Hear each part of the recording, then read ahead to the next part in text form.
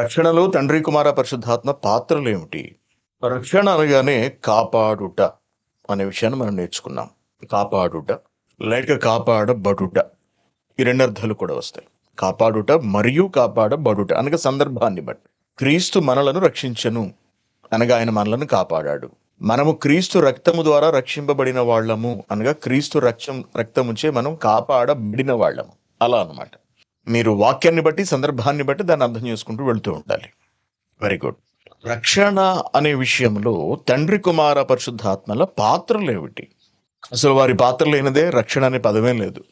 వారు సంకల్పించనిదే రక్షణ అనే ఆలోచనే లేదు. అసలు రక్షించాలి అనే ఆలోచన తండ్రి అయిన దేవునిది, దైవానిది. రక్షింపబడాలి అనే ఆలోచన మానవులకు అసలు లేనే లేదు. మానవుల రక్షణ కేవలము తమ భౌతిక దేహాన్ని కాపాడుకోవడం కొరకు మాత్రమే ఉంటుంది. యుద్ధాల నుండి దేశాన్ని రక్షించుకోవాలి, శత్రువుల బారి నుండి దేశాన్ని కాపాడుకోవాలి, రోగాల బారి నుండి శరీరాన్ని కాపాడుకోవాలి, రక్షించుకోవాలి. ఇదే తాపత్రయం. దొంగల బారి నుండి ఆస్తులను కాపాడుకోవాలి, దొంగల బారి నుండి ఒంటి మీద ఉన్న నగలు కాపాడుకోవాలి, రకరకాల రోగాల నుండి వైరస్ల నుండి శరీరాన్ని రక్షించుకోవాలి. ఇదే తపన. అందుకే మనం గబగబ వ్యాక్సిన్లు వేయించేసుకున్నాం, చచ్చిపోతామేమో అని. కరోనా నుండి మనల్ని మనం రక్షించుకోవడానికి మనం పడినటువంటి తాపత్రయం అన్నమాట. సో మనిషి దేశం రక్షణ గురించి ఆలోచిస్తాడు, తన కుటుంబ రక్షణ కొరకు ఆలోచిస్తాడు, తన శరీర రక్షణ కొరకు ఆలోచిస్తాడు. నాకు తెలిసి ఈ భూమి మీద ఏ మనిషి కూడా తన ఆత్మ రక్షణ కొరకు ఆలోచించి ఉండడండి. ఎక్కడ కూడా మనకు అది కనిపించిన దాఖలాలు లేవు. రక్షణ అని మన బైబిల్లో చదివేంత వరకు పాపులను రక్షించుటకు యేసుక్రీస్తు గారు ఈ లోకానికి వచ్చారు అని మనం చిన్నప్పుడు వినేంత వరకు అసలు రక్షణ అంటే ఏంటో కూడా మనకు తెలియదు. రక్షింపబడాలి అనే సంగతి కూడా మనకు తెలియదు. మనకు రక్షణ అవసరము అనే సంగతి కూడా మనం అసలు ఏనాడు ఆలోచించలేదు, మనం పట్టించుకోలేదు. ఇది మనిషి పరిస్థితి. మనమే కాదు, ప్రపంచవ్యాప్తంగా ఎవరు ఆత్మరక్షణ కొరకు ఆలోచించి ఉండరు. కారణం ఏంటంటే చాలా మందికి అసలు తమలో ఆత్మ ఉన్నదన్న సంగతి తెలియదు. ఇంకా దాని రక్షణ కొరకు ఎలా ఆలోచిస్తారు? ఆత్మ ఉన్నది అని, ఆ ఆత్మకు ఉండవలసిన రక్షణ దెబ్బతిన్నది అని, ఆత్మ రక్షణను కోల్పోయింది అని, కనుక ఆ రక్షణ తిరిగి పొందుకోవాలి అని, పొందుకోకపోతే మోక్షమే లేదు అనే తలంపు మానవ జాతికి లేదంటే. కనుక మానవ ఆత్మ రక్షణ అనే దానిని ఆలోచించినదే దేవుడు.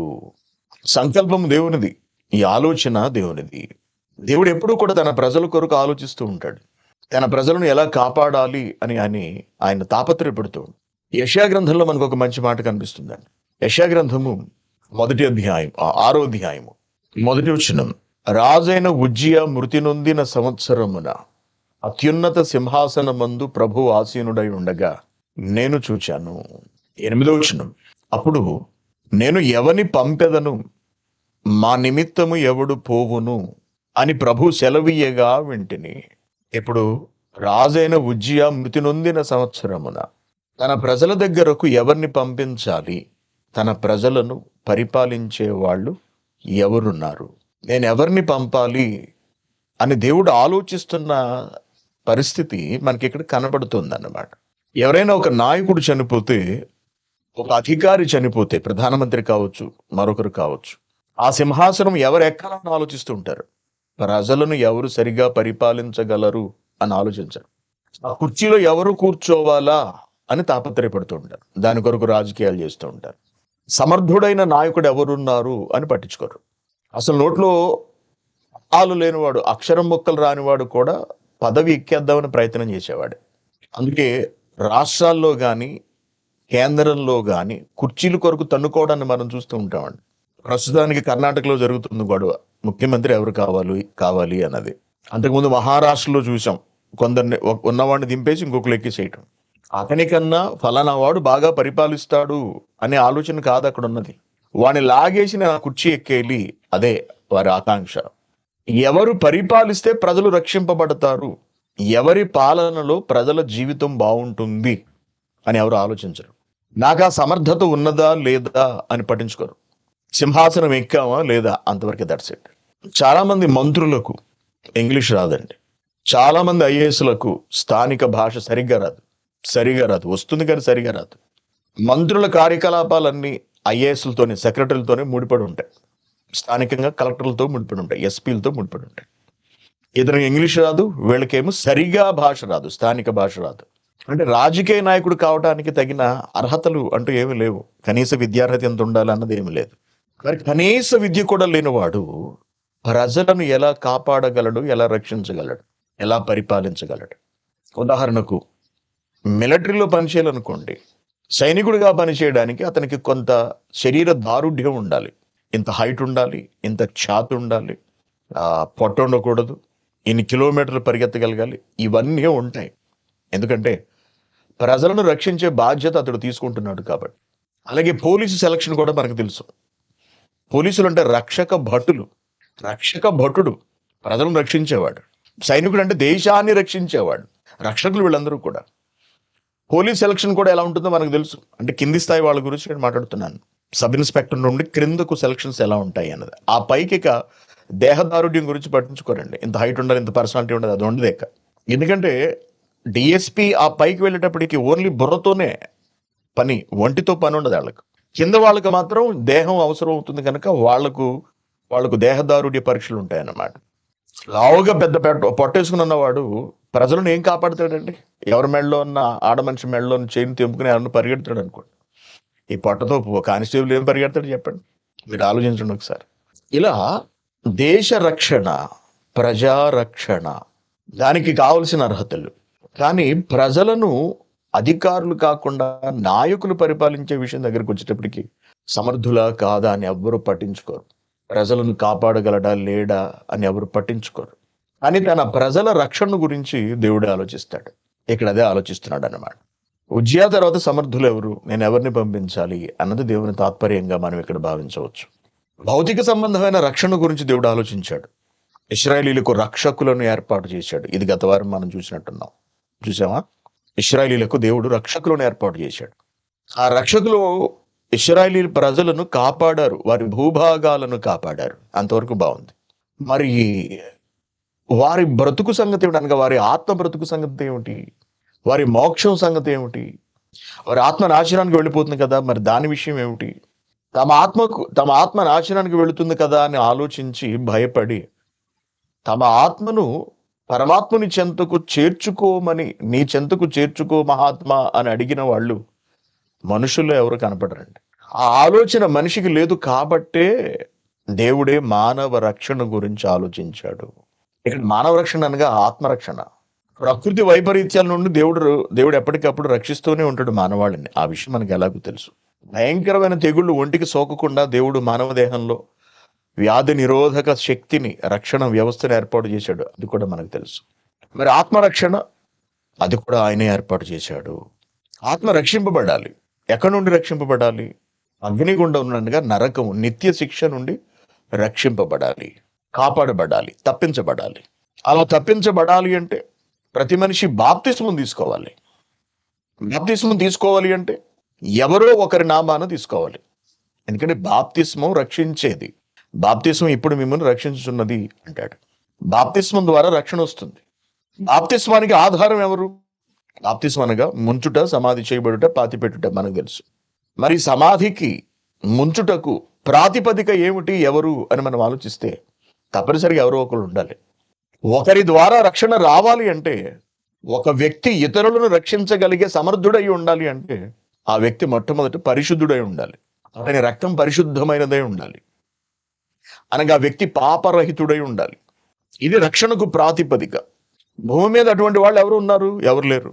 అందుకే దేవుడు తన కుమారుణ్ణి ఈ లోకానికి పంపించాడు. ఆయన వచ్చి పరిశుద్ధుడిగా బ్రతికాడు, పాపరహితుడిగా జీవించి తన పరిశుద్ధ రక్తముతో ప్రజల పాపాలు పరిహరించడానికి సిద్ధపడ్డాడు. ఇప్పుడు రక్షణకు ప్రాతిపదిక యేసుక్రీస్తు గారు, ఆయన ఒలికించిన రక్తం. అయితే ఈ యేసుక్రీస్తు గారు ఈ లోకానికి వచ్చి ప్రాణం పెట్టి తన బిడ్డలను కాపాడాలి, వారందరి ఆత్మలను సంరక్షించాలి అనే సంకల్పము దేవునిది, తండ్రి అయిన దేవునిది. ఇది దేవుని ఆలోచన, ఇది దేవుని ప్రణాళిక. తీతుకు రాసిన పత్రిక 1వ అధ్యాయము. అపోస్తులుడైన పౌలు తీతుకు రాస్తూ 3వ అధ్యాయంలో, 1వ అధ్యాయము 1వ వచనం, దేవుడు ఏర్పరచుకున్న వారి విశ్వాసము నిమిత్తమును నిత్య జీవమును గూర్చిన నిరీక్షణతో కూడిన భక్తికే ఆధారమగు సత్య విషయమైన అనుభవ జ్ఞానము నిమిత్తమును దేవుని దాసుడును యేసుక్రీస్తు అపోస్తులుడైన పౌలు మనందరి విశ్వాస విషయములో నా నిజ కుమారుడగు తీతుకు శుభమని చెప్పి వ్రాయునది. ఆ నిత్య జీవమును అబద్ధమాడ నేరని దేవుడు అనాది కాలమందే వాగ్దానము చేసెను. ఆ నిత్య జీవమును అన్నాడు చూడండి. నిత్య జీవము అనగా నిత్యము జీవించి ఉండే పరిస్థితి. ఈ నిత్య జీవాన్ని దేవుడు అనాది కాలమందే ప్రవక్తల ద్వారా వాగ్దానం చేశాడు. అనాది కాలమందు వాగ్దానం చేశాడు. దేనిని? నిత్య జీవాన్ని. ఈ నిత్య జీవాన్ని ప్రజలకు అందించాలి అంటే వాళ్ళు తామున్నటువంటి పాప స్థితి నుండి బయటకు రావాలి. అలా బయటికి రావాలి అంటే వాళ్ళు బాప్తిస్మం తీసుకోవాలి. బాప్తిస్మం తీసుకోవాలి అంటే బాప్తిస్మానికి ఒక ప్రాతిపదిక కావాలి. ఆ ప్రాతిపదికలో ఏముండాలి? ప్రజలను పాపముల నుండి విడిపించగలిగే పరిశుద్ధుని రక్తం ఉండాలి. ఆ రక్తం ఉంటేనే బాప్తిస్మం చెల్లుబాటు అవుతుంది. క్రీస్తు వచ్చినప్పటి నుంచి నేను మాట్లాడుతున్నాను. క్రీస్తు ప్రాణం పెట్టినప్పటి నుండి ఇది. దానికి ముందు వరకు దేవుని మాటను బట్టి చెల్లుబాటు అవుతుంది. బాప్తిస్మం ఇచ్చి యోహాను వచ్చాడు. తన వెనక వచ్చు వాని యందు విశ్వాసం ఉంచవలనని చెప్పి ఆయన బాప్తిస్మం ఇచ్చాడు. వెనక ప్రభు వస్తున్నారు, ఆయన యందు మీరు విశ్వాసం ఉంచి బాప్తిస్మం తీసుకోండి అని చెప్పి బాప్తిస్మం ఇచ్చాడు. సో తీసుకునే వాళ్ళు వెనక వచ్చుచున్న వాని యందు విశ్వాసం ఉంచుచు నీతి నిమిత్తమైన బాప్తిస్మాన్ని పొందారు. తర్వాత యేసుక్రీస్తు గారు వచ్చారు, తన ప్రాణం పెట్టారు, ఆయన మరణించారు. ఇహ అప్పటి నుండి తండ్రి కుమార పరిశుద్ధాత్మ నామంలో బాప్తిస్మం అనేది అమల్లోకి వచ్చింది. అంటే బాప్తిస్మానికి ప్రాతిపదిక ఏర్పడింది. ఇలా క్రీస్తు వచ్చి ప్రాణం పెట్టి ప్రపంచ ప్రజలను వారి పాపం నుండి విడిపించగా ఆ ప్రజలలో ఒకరైన మనము ఆ భాగ్యాన్ని పొందుకోవడానికి, ఆ రక్షణను స్వీకరించడానికి బాప్తిస్మం తీసుకోవాలి. అలా బాప్తిస్మం తీసుకున్నవాడు రక్షింపబడతాడు.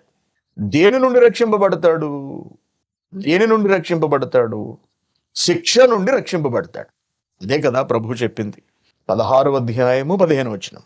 మీరు సర్వలోకమునకు వెళ్ళి సర్వసృష్టికి సువార్తను ప్రకటించుడి. నమ్మి బాప్తిస్మం పొందినవాడు రక్షింపబడతాడు, నమ్మని వానికి శిక్ష విధింపబడుతుంది అన్నాడు. అంటే ఒక శిక్ష ఉంది. ఆ శిక్ష నుండి ప్రతి మనిషి తప్పించుకోవాలి అంటే ప్రతివాడు యేసుక్రీస్తు నామమున బాప్తిస్మం తీసుకోవాలి. ఆ శిక్ష నుండి తప్పించుకోవడమే రక్షింపబడడం అన్నమాట. ఆ శిక్షలోనికి వెళ్లకుండా ఉండడమే రక్షింపబడటము. నమ్మి బాప్తిస్మం పొందిన వాడు రక్షింపబడును, నమ్మని వానికి శిక్ష విధింపబడును. ఏమిటా శిక్ష? నిత్యాగ్ని దండన. నిత్యాగ్ని దండన. అగ్ని ఆరని ఒక చోటు, పురుగు చావని చోటు, అక్కడికి వెళ్ళిపోవలసి ఉంటుంది. కానీ దేవుడు ఏం వాగ్దానం చేశాడు? నిత్య జీవాన్ని వాగ్దానం చేశాడు. మరి ఆ నిత్య జీవాన్ని స్వతంత్రించుకోవాలి అంటే నువ్వు పాపం నుండి విడిపింపబడాలి. పాపం నుండి నిన్ను విడిపించేది ఏది? బాప్తిస్మం. బాప్తిస్మం ద్వారా నువ్వేం పొందుకుంటావు? శిక్ష నుండి రక్షణ పొందుకుంటావు. నిత్యాగ్ని దండన నుండి రక్షణ పొందుకుంటావు అన్నమాట. ఇలా భూమి మీదకి వస్తున్న ప్రతి మనిషికి కూడా నిత్య జీవాన్ని ఇవ్వాలి అన్నది దేవుని ప్రణాళిక, దేవుని అనాది సంకల్పము. ఇది సర్వ సృష్టికర్త అయిన తండ్రి అయిన దేవుడైన యెహోవా గారి నిర్ణయము. అది మనకు తీతుకు రాసిన పత్రికలో కనబడుతుంది. తీతు పత్రిక 1వ అధ్యాయానికి మళ్ళీ వెళదాం. మూసేసినట్టున్నారు కదా ఇది, అంటే తెరిచి ఉంచమని నేను చెప్పలేదులేండి, తప్పు నాది. తీతు పత్రిక 1వ అధ్యాయము సగభాగం నుండి చూద్దాం. అంటే 1, 2, 3, 4, 5, 6 6వ లైన్లో సగభాగం. ఆ నిత్య జీవమును అబద్ధమాడ నేరని దేవుడు అనాది కాలమందే వాగ్దానము చేసెను గాని. సో నిత్య జీవం ఇవ్వాలి అనేది తండ్రి అయిన దేవుని సంకల్పము. మానవ ఆత్మలన్నిటికీ కూడా తనతో కలిసి బ్రతకగలిగే ఒక మహాభాగ్యమును ప్రసాదించాలి అన్నది ఆయన అనాది సంకల్పము. ఆయనతో భూమి మీద బ్రతుకుతున్న వాళ్ళందరూ ఉండాలి అన్నది ఆయన కోరిక. ఆయన నిత్య జీవిగా ఎలా ఉన్నాడో అలాగే తన బిడ్డలందరూ కూడా నిత్య జీవులుగానే తన చెంత ఉండాలి అన్నది ఆయన ప్రణాళిక. కాబట్టి ఒక వ్యక్తి రక్షింపబడడంలో, అనగా మనం ఈ రోజున రక్షణ పొందడంలో ప్రారంభపు ఆలోచన ఎవరిదంటే, పాత్ర తీసేద్దాం మనం, అసలు ఆ ఆలోచన ఎవరిదంటే దానికి మూలము ఆధారం ఎవరంటే సర్వ సృష్టికర్త అయిన దేవుడైన యెహోవా. అదన్నమాట. అంటే రక్షణ విషయంలో తండ్రి కుమార పరిశుద్ధాత్మల పాత్ర ఏమిటి అని అడిగారు కాబట్టి చెప్తున్నాను. ఆ ప్రశ్నకు సమాధానం అన్నమాట. ఈ ఆలోచన తండ్రి అయిన దేవునిది. ఆయన బిడ్డలు ఆయనకు కావాలనుకున్నాడు. మరి వాళ్ళు పాపులు. పాపులు ఇక్కడ ఎలా ఉంటారు? పరలోకానికి ఎలా వెళతారు? వెళ్ళరు. అయినా సరే నాకు కావాలి. మరి ఎలా? పాపం కడిగితే వాళ్ళు ఇక్కడికి వస్తారు. Very good. అయితే నేను వాళ్ళ పాపాలు కడుగుతాను. సంతోషం. ఎవరు కడగగలరు? నేను వెళ్ళి వాళ్ళ పాపంలను శుభ్రపరచగలను అని యేసుక్రీస్తు గారు రావటం, ఆయనను తండ్రి అయిన దేవుడు పంపడము, ఇవన్నీ మనం బైబిల్లో చాలా విస్తారంగా చాలాసార్లు నేర్చుకున్నాం. మనందరికీ తెలుసు. ఇలా తండ్రి అయిన దేవుని సంకల్పాన్ని మన బ్రతుకులో తన శరీరము ద్వారా అమలు చేసిన మహానుభావుడే యేసుక్రీస్తు గారు. తండ్రి అయిన దేవుని కోరికను, అనాది సంకల్పాన్ని మన యందు తన దేహము ద్వారా అమలుపరిచిన మహనీయుడు, మహాత్యాగే మన ప్రభు అయిన యేసుక్రీస్తు. ఆయన ఈ లోకానికి రావడం చాలా విశేషం అండి. మనం చాలాసార్లు నేర్చుకున్నాం దీని గురించి. మరలా దీన్ని అంతటిని చెప్పుకోవాల్సిన అవసరం లేదు. మీకు అందరికీ ఆయన త్యాగము, ఆయన విలువ గుర్తుంది అని నేను అనుకుంటున్నాను. దేవుడు భూలోకానికి రావడం అంటే చిన్న విషయం కాదు. మనం ఎప్పుడు మన లెవెల్ తగ్గి కిందకి వెళ్ళాం. మనం లెవెల్ మెయింటైన్ చేస్తుంటాం. మనకు లెవెల్ ఎక్కువ బాగా. ఒక మెట్టు కూడా మనం కిందకి దిగి ఎవ్వరికి మనం సారీ చెప్పమండి. ఎవ్వరికి చెబితే లోకమైపోతాం కదా అని మనం అనుకుంటాం. సారీ అనే మాట అస్సలు మన నోట్లోంచి రాదండి. పైగా వాదిస్తాం. మన తప్పును సమర్థించుకునే ప్రయత్నం చేస్తూ ఉంటాం మనం. అరబ్స్లో నేను గమనించింది ఏమిటంటే, వాళ్ళలో ఎంత తప్పున్నా కూడా వాళ్ళు దాన్ని అంగీకరించరండి. సమర్థించుకుంటూ ఉంటారు ఆఫీసులో. తప్పని కళ్ళ ముందు కనపడుతుంటుంది. అంటే అది అలా ఎందుకైందంటే, ఇలా ఎందుకైందంటే, ఎలా అయినా జరిగింది మాత్రం తప్పేగా. వెంటనే అక్కడ సారీ అని ఒక మాట అన్నావు అనుకో, ఇంకా అసలు దాన్ని ఎవరు, నువ్వు చేసిన తప్పును కూడా పట్టించుకోరు ఎవరు. ఒక్క సెకండ్ అయిపోయేది అది. కానీ అలా అనరండి. రకరకాలుగా దాన్ని తిప్పి మాట్లాడుతూ ఇప్పుడు ఆఫీస్ వర్క్లో తప్పులు చేయటం సహజం, సాధారణ దొరుకుతూ ఉంటాయి తప్పులు. ఒక్కొక్కసారి నీకన్నా పెద్దవాడు పిలిచి ఏమిటిది అని ప్రశ్నించినప్పుడు నువ్వు వెంటనే సారీ చెప్పావు అనుకో, అక్కడితో అయిపోతుంది. దాన్ని కప్పిపుచ్చుకునే ప్రయత్నం చేసావు అనుకో, ఆడు నీ వైపు అలా చూస్తుంటాడు నువ్వు చెప్తుంటే. అరబ్స్ త్వరగా సారీ చెప్పరండి, నేను గమనించా. ఒక చిన్న సారీ చెప్పడానికే మనం ముందుకు రాము. మన లెవెల్ తగ్గిపోతుంది అనుకుంటాం, మన స్థాయి పడిపోతుంది అనుకుంటాం, ఆడి ముందు లోకమైపోతాం అనుకుంటాం. మన బంధం నెగ్గించుకోవాలని చూస్తూ ఉంటాం మనం. అటువంటిది దేవుని కుమారుడు అంటే దేవుని హోదాలో ఉన్నటువంటి ఒక మహాశక్తి మనిషిగా భూమి మీదకి వచ్చాడు అంటే ఎంత తగ్గించుకోకపోతే వస్తాడు మీరు ఆలోచించండి. పాపుల రక్షణలో క్రీస్తు పాత్ర వర్ణింపనశక్యము. దానిని వర్ణించడానికి ఏ భాషలోనూ మాటలు చాలవు. అది మనిషి ఊహకు అందనిది, అంచనాలకు అందనిది. ఆయన కనబరిచిన ఆ త్యాగము, ఆ ప్రేమ, ఆయన తగ్గించుకున్న తీరు ప్రపంచ మానవాళికి మార్గదర్శకము. ప్రతి క్రైస్తవుడు క్రీస్తు వలె తగ్గి ఉండాలి, తగ్గించుకుని ఉండాలి. కానీ మనం తగ్గుతామేంటి? మన లెవెలే వేరు, మనకు లెవెల్ ఎక్కువ. మన లెవెల్కి తగ్గకూడదు మనం ఎప్పుడు కూడా. కొంతమంది హోటల్కి వెళ్ళండి, ఒక 100 రూపాయలు పెట్టి టిఫిన్ చేసి వాడికి ఒక 50 దినాలు టిప్పిస్తారు. స్కిల్ అనమాట, దాన్ని ఓవర్ యాక్షన్ అంటారు. ఎందుకు అలా అన్నా అనుకో, మనం లెవెల్ మెయింటైన్ చేయాలి అంటారు. లెవెల్ మెయింటైన్ చేయాలి. 100తో టిఫిన్ తినేసాడు, 50 వాడికి టిప్ కూడా వేసాడు. బయటకు వచ్చినంత టీ దాటికి తర్వాత వీడికి డబ్బులు లేవు. నీకు ఎందుకు మరి స్టిల్లు? నీకు అవసరమా అంత లెవెల్?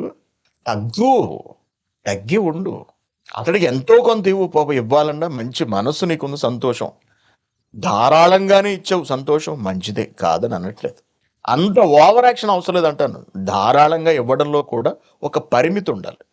తగ్గం మనం. అటువంటిది ప్రభు అండి, దేవుడు అండి. దేవుడు తగ్గటం ఏమిటండి? దేవుడు ముందు తగ్గాలి ఎవరైనా. దేవుడు రావటం ఏమిటండి? దేవుడి దగ్గరకు వెళ్ళాలి ఎవరైనా.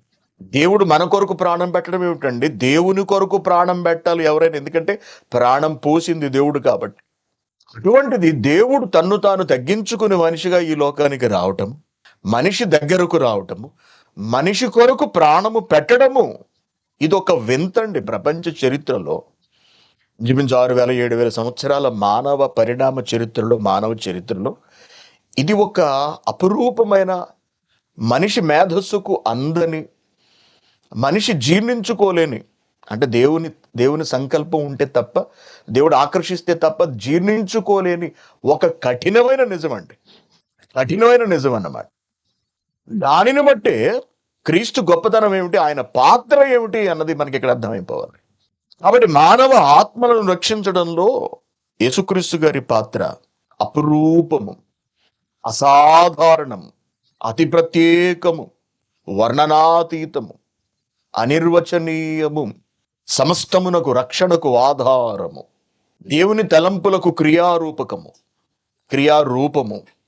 దేవుని సంకల్పానికి అమలు రూపము క్రీస్తు ఈ లోకానికి రావటం. అది ఆయన పాత్ర. దేవుని ఆలోచనలు ఏమిటి? వెళ్ళిన నా బిడ్డలు తిరిగి రావాలి. అందుకే నరులారా తిరిగి రండి, నరులారా తిరిగి రండి, మళ్ళా రండి, నరులారా తిరిగి రండి. నరులు తిరిగి రావాలి అంటే వెళ్ళిన చోట మనుషులు పాడైపోయారు, నరులు చెడిపోయారు. వారిని తిరిగి రప్పించాలి అంటే వాళ్ళను బాగు చేసే రప్పించాలి. పిల్లలు బయటికి వెళ్ళారండి, వాళ్ళంతా మురికి చేసుకున్నారు. వాళ్ళని మనం ఇంట్లోకి రానివ్వం. అటునుంచి అంటే బాత్రూమ్కి తీసుకెళ్ళి శుభ్రంగా స్నానం చేయించి అప్పుడు ఇంట్లోకి బెడ్రూమ్లోకి వాళ్ళని తీసుకొస్తాం. వాళ్ళు అవే మురికి బట్టలతో లోపలికి వచ్చేసారు అనుకోండి, మంచం ఎక్కేసారు అనుకోండి, మంటమంతా సర్వనాశనం అయిపోతుంది. అర్థమవుతుందా మీకు? అలాగే మనం పెంపుడు కుక్కలను బయటికి తీసుకెళ్తాం, లేదా బయట తిరుగుతుంటాయి పెంపుడు కుక్కలు. కాంపౌండ్లో మట్టి ఉంటే మట్టిలో తిరిగి కాళ్ళు మొత్తం బుర్ర చేసుకుని గబగబా లోపలికి వచ్చేస్తుంటాయి. అటువంటిప్పుడు వాటిని అక్కడ ఆఫ్ చేసి వాటిని బయటికి తీసుకెళ్ళి శుభ్రంగా కడిగి వాటి కాళ్ళన్ని తుడిచి లోపల తీసుకొస్తారు. శుభ్రపరచాలి. దేవుడు రమ్మంటున్నాడు, నరులారా తిరిగి రండి అంటున్నాడు. మరి నరుడు వెళ్ళాలి అంటే ఎక్కడికి వెళ్ళాలి? ఇంకా నిత్య జీవానికి వెళ్ళాలి అంటే శుభ్రపడాలి. అలా శుభ్రపడాలి అంటే తప్పనిసరిగా పరిశుద్ధుని రక్తం అవసరం. ఆ పరిశుద్ధమైన రక్తాన్ని చిందించినదే యేసుక్రీస్తు గారు అన్నమాట. అది ఆయన పాత్ర. దీనిలో జగత్తు పునాది వేయబడక మునుపే క్రీస్తు నిర్ణయింపబడ్డారు ఈ పని కొరకు. అనాది కాలమందే తండ్రైన దేవుడు సంకల్పించినప్పుడే క్రీస్తు గురించినటువంటి నిర్ణయం కూడా జరిగిపోయింది. పేతురు మొదటి పత్రిక మొదటి అధ్యాయము 20వ వచనం, ఆయన జగత్తు పునాది వేయబడక మునుపే నియమింపబడెను గాని అన్నాడు. చూడండి, ప్రభు ఈ లోకానికి వచ్చి ప్రాణం పెట్టాలనే నిర్ణయం ఎప్పుడు జరిగిందట? జగత్తు పునాది వేయబడక మునుపు జరిగింది. ఆయన జగత్తు పునాది వేయబడక మునుపే నియమింపబడెను గాని తను మృతుల్లో నుండి లేపి తనకు మహిమనిచ్చిన దేవుని ఎడల తన ద్వారా విశ్వాసులైన మీ నిమిత్తము కడవరి కాలముల యందు ఆయన ప్రత్యక్షపరచబడెను. ఇప్పుడు ఒక మనిషి నిత్య జీవానికి వెళ్ళాలి అంటే నమ్మి బాప్తిస్మం పొందాలి. బాప్తిస్మం ద్వారా తన్ను తాను శుద్ధి చేసుకోవాలి. బాప్తిస్మం ద్వారా శుద్ధి కావటం అంటే క్రీస్తు రక్తం ద్వారా శుద్ధి కావటం అని అర్థం. ఎటువంటి రక్తం అంటే అది పైన చెప్తున్నాడు చూడండి, 19వ వచనం, అమూల్యమైన రక్తము చేత అనగా నిర్దోషమును నిష్కళంకమును అగు గొర్రెపిల్ల వంటి క్రీస్తు రక్తము చేత అందరూ విమోచింపబడితిరని తెలుసుకోవాలి అంటున్నాడు. ఎటువంటి రక్తం అంట? అమూల్యమైన క్రీస్తు రక్తము చేత. అమూల్యమైన, వెలకట్టలేనిది. పరిశుద్ధమైన రక్తాన్ని వెలకట్టొచ్చు. అపరిశుద్ధమైన రక్తం అంటే ఎవరిది? పరిశుద్ధ రక్తం మనది, అనగా పాపంతో నిండి ఉంటుంది. మన రక్తంలో జబ్బులు లేకపోవచ్చు, కానీ మన ఒళ్ళంతా పాపరోగమే. ప్రతి అవయవము పాపమే. రక్తము ఒక ప్రధానమైన అవయవం, దానిలోనూ పాపమే. మన మైండ్లో పాపం ఉంటే అది మన ప్రతి అవయవంలోనికి వెడుతుంది, రక్తంలోకి కూడా వెడుతుంది. మన కంట్లో పాపం ఉంటే మన అవయవాలన్నిటిలోకి ఆ పాపం వెళుతుంది, రక్తంలోకి కూడా వెడుతుంది. కానీ అమూల్యమైన రక్తం కావాలి అంటే పాపము లేని రక్తం కావాలి. కనుక మాటలో పాపం ఉండకూడదు. మాట ద్వారా పాపం చేస్తే ఆ పాపము ఒళ్ళంతా నిండుతుంది, రక్తంలో కూడా వెడుతుంది. మాటలో పాపం, చూపులో పాపం, ఆలోచనలో పాపం, క్రియలలో పాపం, ఎటువంటి పాపము లేకుండా ఉన్న రక్తము కావాలి. ఏ ఒక్క విషయంలోనూ పాపం ఉండకూడదు. అప్పుడు ఆ వ్యక్తి రక్తము పరిశుద్ధమైనది అవుతుంది, లేకపోతే అపరిశుద్ధమైనది అవుతుంది. మనం ఎవరికైనా రక్తం కావాలంటే ఇస్తాం. మన రక్తంలో మామూలు రోగాలు ఉండకూడదు. మళ్ళీ వాళ్ళు టెస్ట్ చేసి తీసుకుంటారు. ఎయిడ్స్ ఉండకూడదు, అంటువ్యాధులు ఉండకూడదు, రక్తంలో ఇన్ఫెక్షన్ ఉండకూడదు. ఇవన్నీ టెస్ట్ చేసిన తర్వాతే వాళ్ళు మరొకరికి రక్తాన్ని దానం చేయొచ్చు అని చెబుతారు. రక్తం అవసరం అనగానే టక్కన మన అందరూ లైన్లో నించున్నాం అనుకోండి, మన తోడేరు కావాలని. బాబు అసలు ముందు నీ రక్తం పనికొస్తుందో పనికిరాదో చూస్తామంటారు. రక్తంలో ఎయిడ్స్ ఉందనుకోండి, ఒకరి రక్తంలో ఎయిడ్స్ ఉంటే ఆ రక్తాన్ని మరొకరికి ఎక్కిస్తే వాళ్ళ ఒంట్లోకి ఆ రోగం వెళ్ళిపోతుంది అనమాట. కాబట్టి మానవ దేహాలలో ఉన్న రక్తము పాపాన్ని బట్టి ఆలోచిస్తే అపరిశుద్ధమైన రక్తం. అంటే పాపం చేస్తూ బ్రతుకుతున్న మనిషికి ఉన్నటువంటి రక్తము అపరిశుద్ధమైనది, పరిశుద్ధత లేనిది. మరి మనిషి ప్రపంచంలో పాపం లేని మనిషి, పాపం చెయ్యని మనిషి ఎవరున్నారు అంటే ప్రభు యేసుక్రీస్తు గారు. ఆయన పాపం చేస్తూ బ్రతకలేదు మనవలే. ఆయన ఎప్పుడూ పాపం చేయలేదు. ఆయన ప్రారంభం నుండి దేవుని అదుపాజ్ఞలలో బ్రతికారు. ధర్మశాస్త్రమును ఆయన అనుసరిస్తూ బ్రతికారు. తగిన సమయమందు దేవుని ఆజ్ఞను బట్టి ఆయన బాప్తిస్మం తీసుకున్నారు. నీతి నిమిత్తమైన బాప్తిస్మాన్ని, మారు మనసు నిమిత్తమైన బాప్తిస్మం తీసుకున్నారు. సమస్తము అలాగూ జరగాలి కాబట్టి, ఇశ్రాయేలు యూద సమాజానికి మార్గదర్శకంగా ఉండాలి కాబట్టి, ప్రతి ఒక్కరూ యోహాను ద్వారా దేవుడు నిర్ణయించిన బాప్తిస్మాన్ని తీసుకోవాలి కాబట్టి ఆయన కూడా వెళ్ళి తీసుకున్నారు. నీతి యావత్తు ఇలాగూ జరగవలెను అంటారు అక్కడ ఆయన. అలా చిన్నప్పటి నుంచి పాప రహితుడిగా ఎదిగినటువంటి యేసుక్రీస్తు గారు ఆయన మరణ దినము వరకు, మరణించే సెకండ్ వరకు ఆయన మాటలో గాని, చూపులో గాని, తలంపుల్లో గాని, క్రియలో గాని ఎక్కడా పాపం లేదండి. ఒక చిన్న మనం ఎలా చెప్పగలం? మనం చూసి వచ్చామా చెప్పండి? ఆయన చేతల్లో ఏ పాపం చేయలేదు. ఆయన మాటలోనూ ఎటువంటి పాపం లేదు. ఆయన చూపులో ఉందేమో, ఆయన తలంపుల్లో ఉందేమో, వాటిని మనం చూడలేం కదా, మనం చూడలేదు కదా అని చాలా మంది అని వాదిస్తూ ఉంటారు. ఒకవేళ ఆయనలో ఏ విధమైనటువంటి పాపపు తునక లేక మరక లేక ఒక చిన్న దురాలోచన ఉన్నట్టయితే ఆయనను దేవుడు సిలువ ఎక్కనివ్వడు. ఆయన తండ్రి అయిన దేవుడు ఎక్కనివ్వడం కదా, అసలు ఈయనే ముందు ఎక్కడు. కారణం ఏమిటి? ప్రపంచ ప్రజల పాపాలు పరిహరించడానికి పరిశుద్ధుని రక్తం అవసరం, పాపుల రక్తం అవసరం లేదండి. కాబట్టి యేసుక్రీస్తు గారిని తండ్రి అయిన దేవుడు సిలువ ఎక్కించడాన్ని బట్టే మనకు అర్థం కావాలి ఆయన పరమ పవిత్రుడు, ఆయన రక్తము అతి పరిశుద్ధము అని. కనుకనే ఆయన జీవితం ఎలా ఉన్నదో ఈనాడు బ్రతుకుతున్న మనం చూడనప్పటికీ కూడా, ఆయన సంచరిస్తున్న కాలంలో ఆయనతో పాటు మనం లేనప్పటికీ కూడా ఆయనను పరిశుద్ధుడుగా మనం విశ్వసిస్తూ ఆయన యందు విశ్వాసం ఉంచుతున్నాం మనం. కారణం ఏమిటి?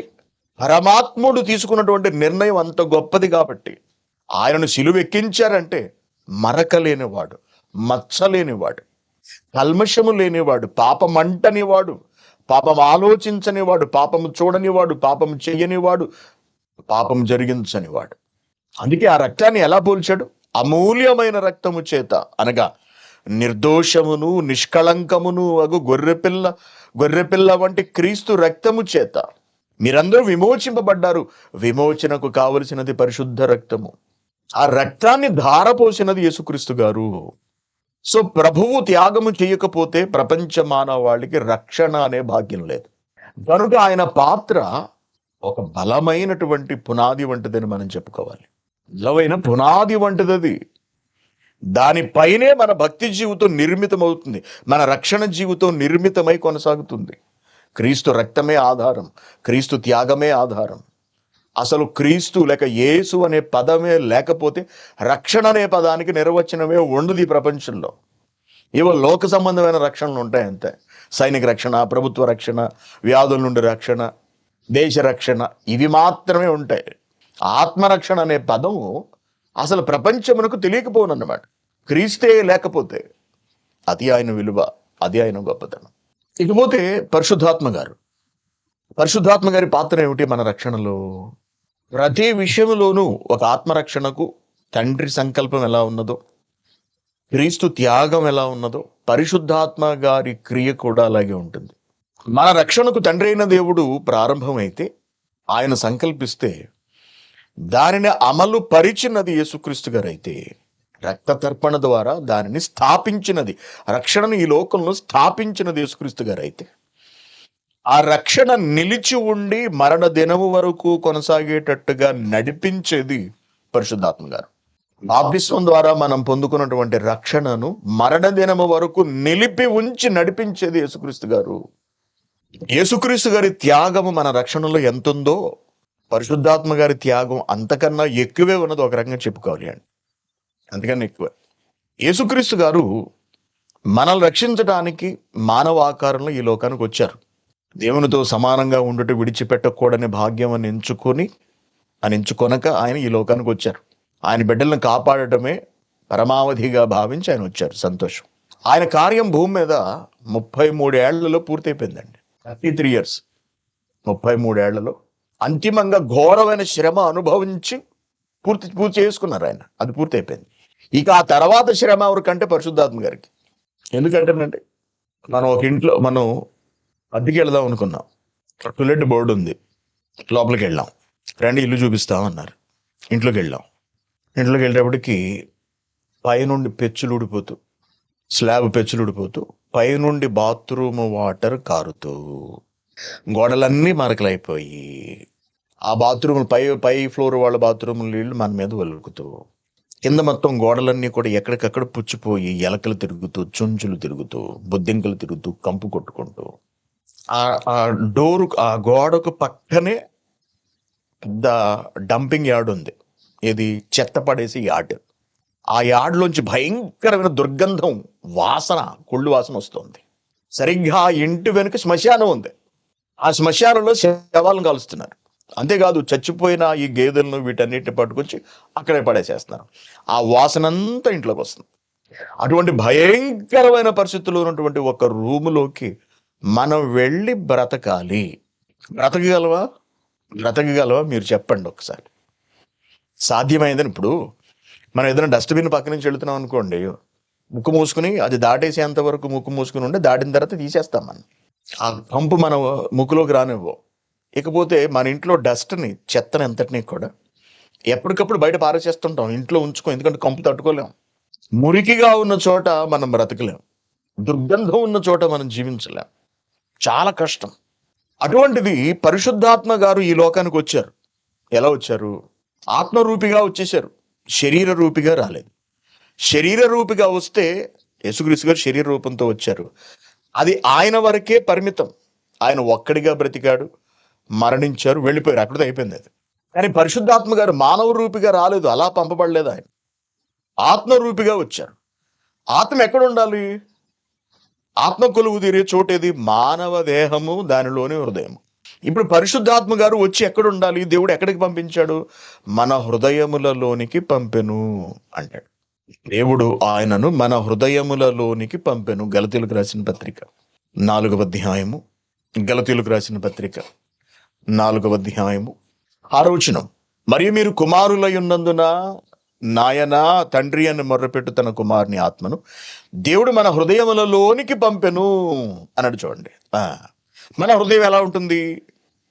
ఇందాక రూము చూసాం కదా వెళ్ళి, పైనుంచి డ్రైనేజీ వాటర్ కారుతోంది, మొత్తం బూజు పట్టేసింది ఇల్లంతా, భయంకరమైన కంపు, పక్కనే డంపింగ్ యార్డు, వెనకేమో శ్మశానము, దానికి సంబంధించిన వాసనంతా లోపలికి వస్తుంది. వర్షం వస్తే ఆ శ్మశానంలోని నీళ్లు ఇంట్లోకి వస్తాయి. చచ్చిపోయిన ఆ కుళ్ళిపోయిన కళేబరాల పురుగులు తో సహా ఆ రూములోకి వచ్చేస్తూ ఉంటే, వర్షానికి పక్కన డంపింగ్ యార్డ్లోని ఆ కుళ్ళంతా కూడా అలా తేలి అలా మన రూములోకి వస్తే ఎలా ఉంటుందో, మానవ హృదయం అంతకి కొన్ని కోట్లు రెట్లు దుర్గంధంతో ఉంటుందండి. అవునా కదా? అంత ఘోరంగా ఉంటుందా అన్నయ్య గారు? మరీ దారుణంగా వర్ణించారు అసలు మీరు. ఇంత ఘోరమా అండి మేము అని మీరు బహుశా అనుకోవచ్చు. నేను అనట్లేదండి, ప్రభువే అంటున్నారు. ఒకసారి చూద్దాం. మార్కు సువార్త 7వ అధ్యాయం. మార్కు సువార్త 7వ అధ్యాయము 20వ వచనం. మనుషుని లోపలి నుండి, అంటే లోపలేదో ఉంది, అది బయటకు వెడుతోందట. బయటకు వెళ్ళున్నది మనుషుని అపవిత్రపరిచేస్తూ ఉంటుంది.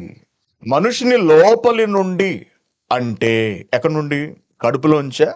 కాదు, హృదయములో నుండి అన్నాడు. చూడండి, దురాలోచన ఒక కంపు, జారత్వము ఇంకో కంపు, మురికన్నమాట. దొంగతనములు మరొక దౌర్భాగ్యం, నరహత్యలు ఇంకొక దరిద్రం, వ్యభిచారములు ఇంకొక చండాలం, లోభములు దారుణమైనటువంటి కంపు, తరువాత చెడుతనములు, అన్నీ చెడ్డవే. అంటే ఏదో మలముతో సమానం అనమాట. ఇంక ఇవన్నీ మలం, రకరకాల మలాలు, జంతువుల మలము, గేదెల మలము, పందుల మలము, మానవుల మలము అన్నీ కలిసిపోతే ఎలా ఉంటుందో. కృత్రిమము, కామ వికారము, మత్సరము, దేవదూషణ, అహంభావము, అవివేకము, ఇవన్నీ ఉన్నాయి. ఎక్కడున్నాయి? హృదయంలో ఉన్నాయి. అది ఇప్పుడు దేవుడు పరిశుద్ధాత్మ గారిని ఎక్కడికి పంపించారు? హృదయంలోకి పంపించారు. యేసుక్రీస్తు గారు లోకంలోకి వచ్చారు, పరిశుద్ధాత్మ గారు హృదయంలోకి వచ్చారు. ఎవరిది బెటర్ అంటారు? మీరు కొంచెం ఆలోచించండి. ఎవరి పరిస్థితి అంటే, ఇద్దరి పరిస్థితి ఒక రకంగా చెప్పాలంటే దయనీయమే, బాధాకరమైనది. కొద్దిగా బెటర్ ఎవరిది అనుకోవచ్చు మనం? కొద్దిగా బెటర్ యేసుక్రీస్తు గారిది. ఆయన వచ్చారు, దారుణంగా హింసింపబడ్డారు, కొన్ని గంటల పాటు వర్ణనాతీతమైనటువంటి శ్రమను అనుభవించారు, ప్రాణం పోయింది, వెళ్ళిపోయారు. కానీ మనలో ఉన్న పరిశుద్ధాత్మ గారికి అండి ప్రతిరోజు ప్రాణం పోయే పరిస్థితేనండి. ప్రతిరోజు మనల్ని ఇలా చూసారా, మన ఇంటి దగ్గర ఏంటవి తాటేకు చేపలు ఉంటాయి. తాటేకు చేపలు ఐడియా ఉన్నాయి మీకు? తాటేకు చేపలు ఇలా చుడతారు కదండి. మనం వాటిని అలా ఇలా ఓపెన్ చేసి అలా వదిలితే మన టైం చుట్టుకుపోతుంది అది. అలా పరిశుద్ధాత్మ గారు ఆయన మనలోనికి వచ్చి మనలోని చెడును ఒక్కొక్క దాన్ని కడిగి తుడిచి బయటికి పంపించి మనల్ని అలా సాఫ్ చేయటం, శుభ్రపరచటం. అమ్మయ్య అనుకోగానే మళ్ళీ దన్మని మనం ముడుచుకుపోతుంటాం. అంటే మళ్ళీ వెంటనే పాపాలు, కర్మ, నా కర్మ ఇదంతా. మళ్ళీ ఆయన ఉసూరు అనుకుంటూ మళ్ళీ ఒక్కొక్క దాన్ని తండ్రికి విన్నవించడం ద్వారా, తండ్రికి విజ్ఞాపనలు చేయటం ద్వారా, తండ్రికి మనలో నుండి మళ్ళీ ఈ కంపులో కూర్చుని ప్రార్థన చేయాలి. తండ్రి వీడి కంపు కడగండి అని, వీడిని క్షమించండి అని మన కంపులో ఉండి ఆయన ప్రార్థన చేయాలి. ఘోరం అండి, దారుణమైన పరిస్థితి అది. ఎవరిది? పరిశుద్ధాత్మ గారిది. అంత బాధ ఆయనకి ఎవరి వల్ల? మన వల్లనే. మనం సరిగ్గా లేకపోవడం వల్ల, మన తీరు సరిగ్గా లేకపోవడం వల్ల, మన హృదయంలోని తలంపులు సరిగ్గా లేకపోవడం వల్ల. ఆ తలంపులు సరిగ్గా లేకపోతే వాటితోటి మనం చచ్చిపోతే నరకానికి పోతాం. అందుకు ఎప్పటికప్పుడు మనుషులు చేసిన తప్పులను సవరించడానికి, పరిష్కరించడానికి, తండ్రి వద్ద నుండి క్షమాపణ తీసుకురావడానికి ఆయన మరలా ఎప్పటికప్పుడు విజ్ఞాపన చేస్తూ ఉండాలి. లేకపోతే మనిషికి నిత్య జీవము రాదు, దేవుని సంకల్పము అమలు జరగదు. అదన్నమాట. దేవుడు ఏం చేశాడు? దేవుడు వాగ్దానం చేసేశాడు. ఏమని? అబద్ధమాడనేరని ఆ నిత్య జీవమును దేవుడు అనాది కాలమందే వాగ్దానము చేసి అన్నాడు. దేవుడు వాగ్దానం చేశాడు.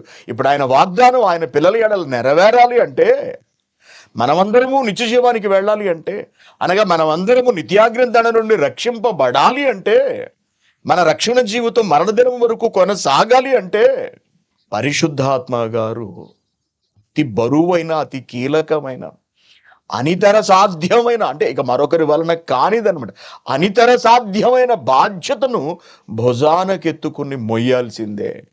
అర్థమైందా మీకు? కాబట్టి తండ్రి సంకల్పం ఎంత అపురూపమో, దాన్ని నెరవేర్చిన యేసుక్రీస్తు గారి క్రియ, ఆయన అమలుపరిచినటువంటి తండ్రి సంకల్పము, ఆ బాధ్యత, ఆయన ఆయన ఆయన పడినటువంటి ఆ శ్రమ, ఆయన పొందిన ఆ వేదన, అది ఎంత విలువైనదో మనలో ఉండి మరణ దినము వరకు, మరణ క్షణం వరకు మనలను పరిశుద్ధంగా ఉంచడానికి, పొందిన రక్షణను నిలిపి ఉంచడానికి, అంతము వరకు రక్షకులుగా మనం రక్షణ పొందుకున్న వాళ్ళముగా మనం బ్రతకడానికి పరిశుద్ధాత్మ గారు భుజానికి ఎత్తుకున్న బాధ్యత కూడా అంతే అపురూపం, అంతకు మించి అపురూపము అని మనం చెప్పవచ్చు. ఒక వ్యక్తి రక్షణలో ఈ ముగ్గురి పాత్ర ఇంత బలీయంగా ఉంది కాబట్టే యేసుక్రీస్తు గారు చెప్పిన మాట ఏంటో తెలుసా? మత్తయి సువార్త 28వ అధ్యాయము, మత్తయి సువార్త 28వ అధ్యాయము 19వ వచనం. కాబట్టి మీరు వెళ్ళి సమస్త జనులను శిష్యులనుగా చేయుడి. ఎలా? తండ్రి యొక్కయు, కుమారుని యొక్కయు, పరిశుద్ధాత్మ యొక్కయు, తండ్రి యొక్కయు, కుమారుని యొక్కయు, పరిశుద్ధాత్మ యొక్కయు నామములోనికి వారికి బాప్తిస్మం ఇచ్చుచు. ఎవరి పేరుతో ఇవ్వాలంటే? ముగ్గురి పేరుతో ఇవ్వాలంట. ఎందుకు ముగ్గురు? ముగ్గురి పాత్రలున్నవి కనుక. తండ్రిది అనాది సంకల్పము, నిర్ణయము, ఆలోచన, ఆశ, తన బిడ్డలు తన చెంతకు రావాలి అని, అందరూ నిత్య జీవంలో ఉండాలి అన్నది తండ్రి సంకల్పము. దానిని అమలు పరచడానికి సిద్ధపడి నియమింపబడిన వారు కుమారుడైన వాక్యము. ఆయన ఈ లోకానికి వచ్చి తన ప్రాణం పెట్టి రక్తాన్ని ధారపోసి మానవులను పరిశుద్ధపరచగలిగే ఒక ప్రక్రియను స్థాపించి వెళ్ళిపోతే, బాప్తిస్మం ద్వారా ఏ మానవుడైతే దాన్ని తీసుకున్నాడో, ఆ మానవుని హృదయంలోనికి పరిశుద్ధాత్మ గారు ప్రవేశించి పొందుకున్నటువంటి ఆ రక్షణను, లభించిన పరిశుద్ధతను ఆ వ్యక్తి మరణ దినము వరకు జాగ్రత్తగా కాపాడుకునేలాగా అతడిని నడిపించటమే పరిశుద్ధాత్మ గారి బాధ్యత. ఇలా ఒక వ్యక్తి రక్షణలో ముగ్గురి పాత్రలు: తండ్రి పాత్ర, కుమారుని పాత్ర, పరిశుద్ధాత్మ గారి పాత్ర అపురూపములు. తండ్రి సంకల్పించకపోతే మనకు రక్షణే లేదు. తండ్రి సంకల్పాన్ని క్రీస్తు అమలుపరచకపోతే మనకు రక్షణే లేదు. క్రీస్తు స్థాపించిన రక్షణ విధానాన్ని పరిశుద్ధాత్మ గారు వచ్చి కొనసాగింప చెయ్యనంటే మనకు రక్షణే లేదు. కాబట్టి రక్షణలో ఈ ముగ్గురి పాత్ర అనిర్వచనీయమండి. ఎవరిది ఎంత అనేది మనం చెప్పలేము. ఇంకా అందుకే ఒకరు ఎక్కువ, ఒకరు తక్కువ, మరొకరిది మరి కాస్త తక్కువ అన్నట్టుగా యేసుక్రీస్తు గారు చెప్పకుండా ఒక వ్యక్తి రక్షణలో తండ్రి, కుమార, పరిశుద్ధాత్మ అన్నారు. కీలకమైనటువంటి బాధ్యతలు, నిరుపమానమైన క్రమములు, సేవలు, అనిర్వచనీయమైనటువంటి కార్యములు, మానవ మేధస్సుకు అందని, మనిషికి తట్టని, మనిషి పట్టుకోలేని, మనిషి గుర్తించలేని, అసలు మనిషి స్థాయికి అందని ఆకాశమంత విశాలమైనటువంటి అపురూపమైన ఆలోచనకు నిదర్శనమే మనం పొందుకున్నటువంటి రక్షణ, దేవుడు ఏర్పాటు చేసిన రక్షణ భాగ్యము. లేకపోతే మనమెంత, మన బతికెంత, మన కంపు ఎంత అండి? మన కంపు ఎంత మీరు చెప్పండి? మనది మామూలు కంప, పాపపు కంపు? ఎన్ని పాపాలు! 1, 2, 3, 4? అసలు మనలాంటి వాళ్ళు ఈ భూమి మీద బ్రతకడానికి అర్హులా అండి?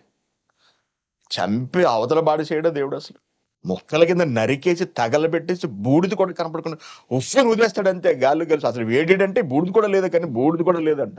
అలా చేసేయడు దేవుడు అసలు మనల్ని. అంత ఘోర, భయంకర, దుర్మార్గాన్ని, వికృతమైనటువంటి మనుషులు మనం. అటువంటి మనలను కాపాడుకోవడానికి మహానుభావులు దైవము జరిపినటువంటి నిర్ణయాలు, అమలులు, భుజానకెత్తుకున్నటువంటి బాధ్యతలు.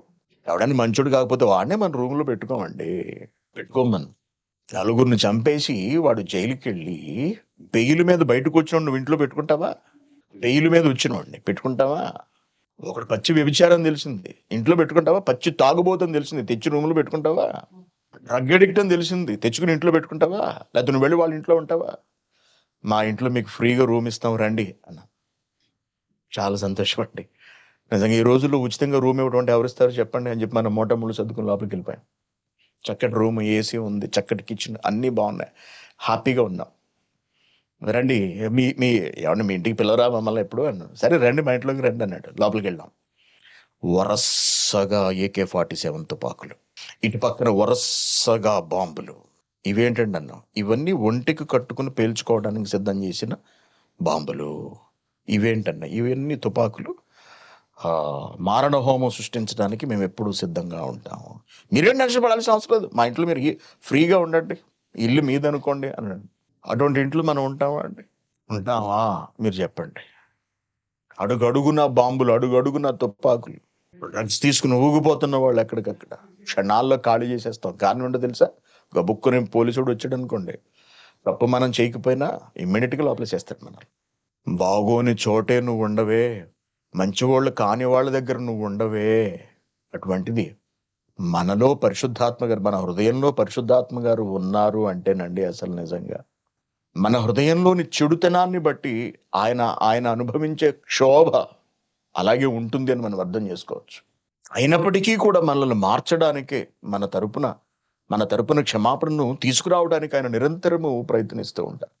కాబట్టి ప్రియమైన దేవుని పిల్లలారా, ప్రశ్నలోని రెండవ ప్రశ్న ఏమిటంటే, రక్షణలో తండ్రి, కుమార, పరిశుద్ధాత్మల పాత్ర ఏమిటి అన్నదానికి ఇదిగో ఇది వారి పాత్రలు, ఇవి వారు నిర్వర్తించినటువంటి బాధ్యతలు. అర్థమైందా? Very good. ప్రార్థన చేసుకుందాం, టైం అయింది. పరిశుద్ధుడవగు కన్న తండ్రి, మా దేవ, మా నాయన, మీ కృపలో, మీ దయలో మీ బిడ్డలమైన మమ్మల్ని ప్రేమించి ఈ రోజు నుండి తిరిగి లైవ్ కార్యక్రమాల ద్వారా సత్యమును నేర్చుకోగలిగే మహద్భాగ్యమును మా అందరికీ అనుగ్రహించినందుకు మీకు ధన్యవాదాలు. గత శుక్రవారం నాడు మీరు జరిగించిన స్త్రీల లేఖనాల పరిశోధన సదస్సును బట్టి మీకు కృతజ్ఞతలు దేవ. నిన్న మీరు 2 చోట్ల జరిగించిన సంఘ సమావేశములను బట్టి మీకు కృతజ్ఞతలు, ధన్యవాదం. తిరిగి వచ్చే శుక్రవారం తండ్రి 40వ లేఖనాల పరిశోధన సదస్సుకు మేము సిద్ధపడుతూ ఉండగా సహాయపడండి. దేవా, స్త్రీల లేఖనాల పరిశోధన సదస్సును ఘన విజయంగా మాకు అందించినందుకు మీకు కృతజ్ఞతలు తెలియజేసుకుంటూ, పురుషుల సదస్సును కూడా అపురూపమైన విజయముగా మలచమని మీకు విజ్ఞాపన చేసుకుంటున్నాం. మీ బిడ్డలందరూ ప్రచారాల్లో ఉన్నారు. మీ బిడ్డలందరూ మీ కొరకు పని చేస్తున్నారు, మీ కొరకు కష్టపడుతున్నారు, మీ కొరకు శ్రమ పడుతున్నారు. తండ్రి, వారందరి చుట్టూ మీ కాపుదలను, భద్రతను ఉంచండి.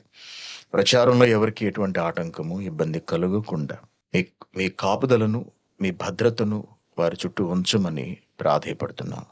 తండ్రి, సంఘంలోని మీ బిడ్డలందరినీ కాపాడి సంరక్షించండి. అనారోగ్యాలతో బాధపడుతున్నటువంటి ప్రతి ఒక్కరి కొరకు ప్రార్థిస్తున్నాము. ప్రార్థనా సహాయం కోరిన ప్రతి ఒక్కరిని మీ ముందు పెడుతూ వారికి సహాయపడమని మిమ్మల్ని బ్రతిమలాడుకుంటున్నాము. జ్ఞాన సంపత్తిని మాకు అందించిన మా ఆత్మీయ తండ్రికి దీర్ఘాయుష్ను, సంపూర్ణ ఆరోగ్యమును ప్రసాదించండి. రాబోతున్న లేఖనాల పరిశోధన సదస్సు కొరకై మరొకసారి మీదుట వినమ్రులమై విజ్ఞాపన చేస్తున్నాము తండ్రి. ఒక్కరినైనా ఆలోచింపచేయగలిగే వాక్కులు మా నోట ఉంచండి. మా కష్టము, మా తెలివి, మా జ్ఞానము వలన కాకుండా కేవలము మీ ప్రేమ, మీ కృప వలననే ఈ కార్యక్రమమును ఉన్నతంగా జరిగించమని వేడుకుంటున్నాం తండ్రి. మా తప్పిదాలు, మా దోషాలు, మా పాపాలు మీ ముందు పెడుతున్నాం. మీరు సమస్తము ఎరిగిన వారు. మా తప్పులన్నిటినీ మీ ముందు అంగీకరిస్తున్నాం. మమ్మను క్షమించమని బ్రతిమలాడుకుంటున్నాం. పరిశుద్ధులమై మీ చెంతకు చేరుకొనుటకు మందరికీ తగిన ఆరోగ్యమును, ఆయుష్కాలమును ప్రసాదించమని వేడుకుంటూ, లైవ్లో ఉన్న మీ బిడ్డలందరినీ, ఆయా దేశాల నుండి వాక్యాన్ని వినడానికి భక్తి శ్రద్ధలతో హాజరవుతున్న మీ కుమారులను, మీ కుమార్తెలను చల్లగా చూసి కాపాడమని ప్రాధేయపడుతున్నాం. తిరిగి రేపు మేము కలుసుకునేంత వరకు ఆయన మా అందరికీ ఆరోగ్యమును, ఆయుష్ను అనుగ్రహించమని వేడుకుంటూ, ఎందరైతే ప్రార్థనా సహాయాలు కోరారో వారందరి కొరకు ప్రార్థిస్తూ, క్రీస్తు పేరిట ఈ ప్రార్థనా విజ్ఞాపనలు మీకు సమర్పిస్తున్నాము తండ్రి. ఆమెన్.